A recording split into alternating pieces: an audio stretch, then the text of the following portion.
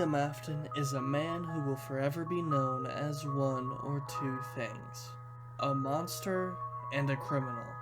While Afton was never caught, his methods were primitive, to say the least.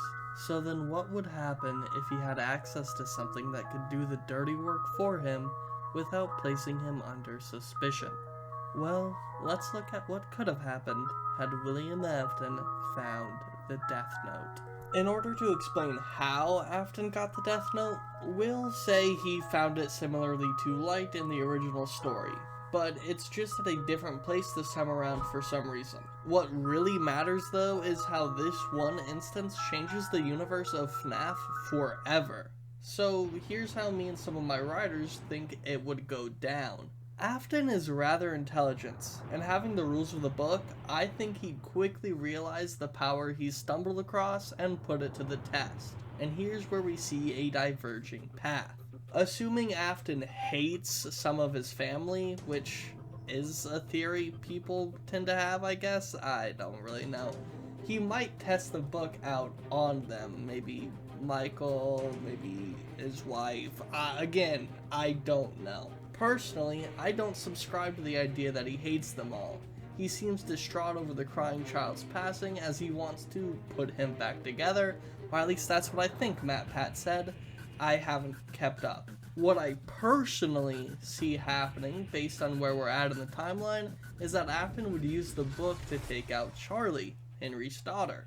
He'd know her first and last name, and it would be a good way for him to test the book, especially considering that in the game he seems to have bigger plans for Michael when it comes to sister location. So this brings us to an interesting question.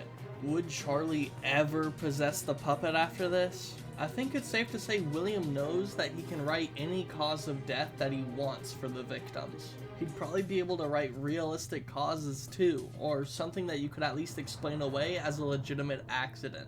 What this means though is that Charlie likely dies nowhere near a Freddy's location, and there's no puppet to go and find her. And without Charlie, there's nobody to give life to these robots. On top of this, Afton will likely never be suspected like we learn about in the FNAF 1 newspaper clippings. There's not going to be an inherent tie to Freddy's in these deaths, because while Afton is ruthless, he's also nothing short of a genius, and he doesn't have to stuff kids in suits anymore. It's now that I'll say that things will get worse. If we look at the common depiction of Afton's kills, he lures the kids to their doom using the Spring Bonnie suit. Now that's something that could at least draw suspicion to you if someone catches you in the act. Now, however, Afton just needs to learn names, and I don't know about all you, but if Chuck E. Cheese asked me for my name when I was younger, I'd probably tell him too. And if Afton can get kids to follow him, he can just as easily get names from those kids. The MCI would be much easier in this universe. Afton can kill without having to put himself in the line of questioning, since he never has to be at the scene of the crime to begin with. On top of that, he could still find ways to experiment with Remnant if he wanted to, if we factored Remnant into this universe, since I guess it's technically an alternate universe. I'm sure he could work in tandem with the Death Note to kill people at opportune times and places to experiment with them. Granted, this also means we need to have a motive for Afton. Why does he kill? Well, based on the stories we have, it's usually a want to gain more power, or maybe even play God, or something similar. He wants to experiment with Remnant as he sees it to be the key to something greater, like immortality for his dead son, a way to put him back together. Alternatively, we can go down the path that he kills to simply just kill. He's lost his kids, and in response he's decided to do to others what has been done to him. This sick and twisted thought controlling him now and forever. Where Light uses the Death Note to kill criminals or other people he deems bad, at least at first, William doesn't have that kind of moral compass.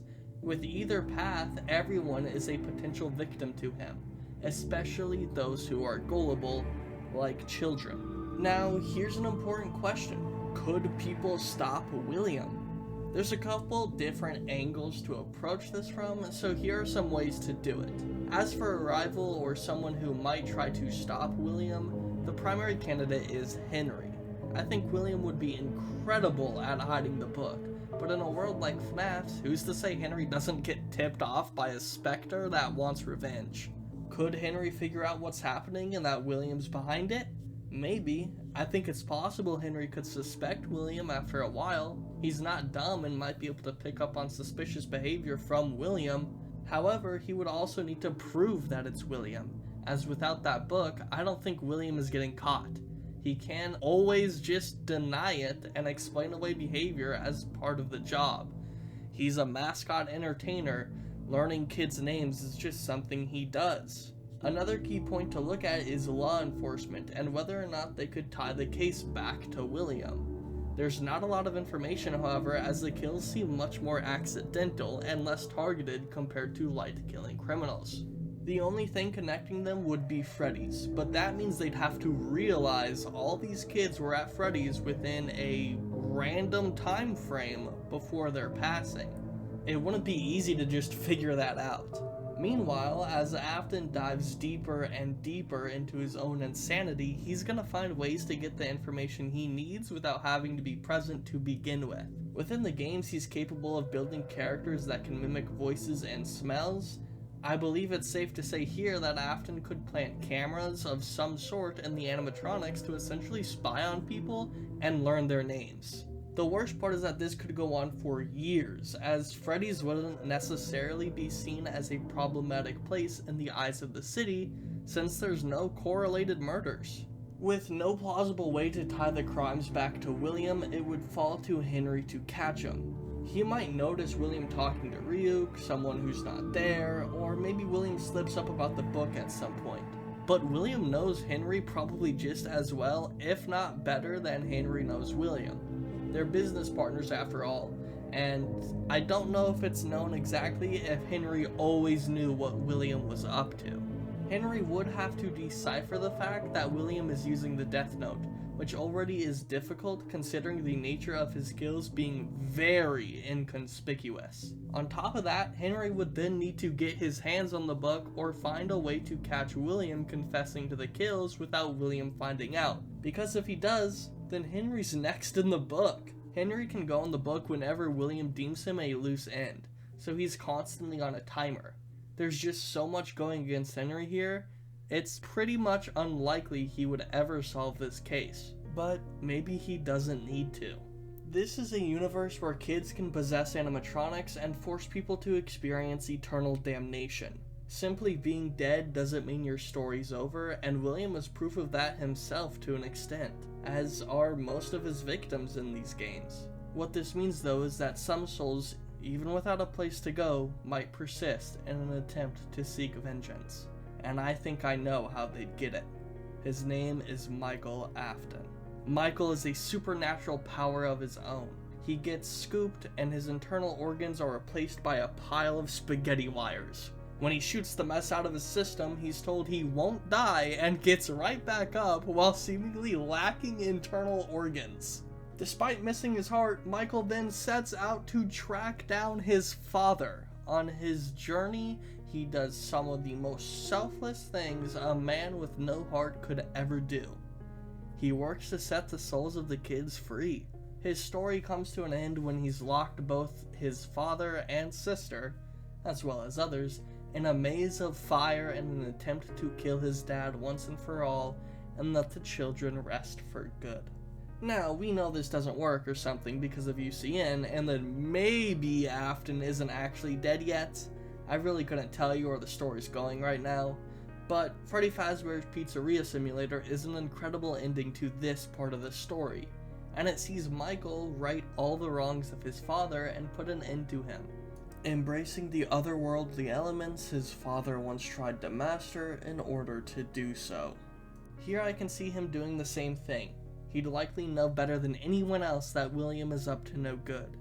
And as we know, Michael either gains or has some sort of ability to persist after death.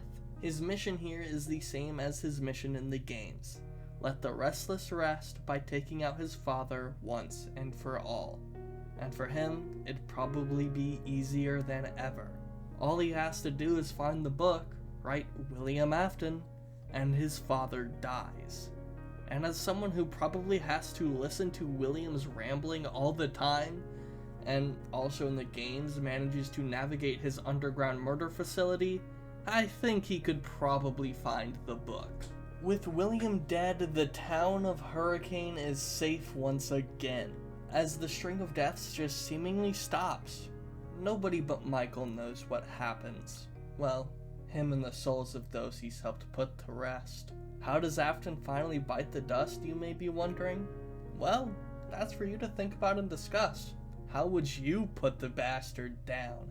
I personally just know he'd suffer. It's the nature of his character. Whether he's in a suit for 30 years, experiencing eternal damnation at the hands of a dead kid, or if you subscribe to the idea that it'll be reincarnated as a Shinigami, every outcome just sounds like another way to suffer for eternity.